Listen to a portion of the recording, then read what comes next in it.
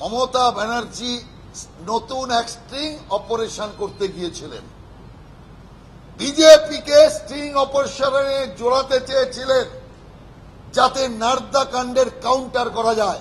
আজকে এসবি দপ্তর মানে সরাসরি মুখ্যমন্ত্রী যে দপ্তরকে চালান, দেখভাল করেন, সেই দপ্তর থেকে আজকে দুজন গোয়েন্দাকে পাঠিয়ে ভারতীয় জনতা পার্টিকে নির্বাচনের মুখে খাটো করবার এক ষড়যন্ত্র করেছিল। এই ষড়যন্ত্রের আমরা তীব্র নিন্দা করছি। এই দুজন তো শুধু বলির বকরা হলো, আসল দোষী কে তা খুঁজে বের করা দরকার।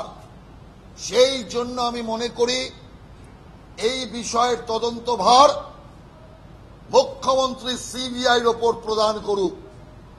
সিবিআই এর তদন্ত করুক, কারা পাঠিয়েছিল, কেন এসছিল, কি উদ্দেশ্যে এসছিল, তার নিরপেক্ষ সিবিআই তদন্ত ছাড়া বাকিটা ধামাচাপা পড়ে যাবে।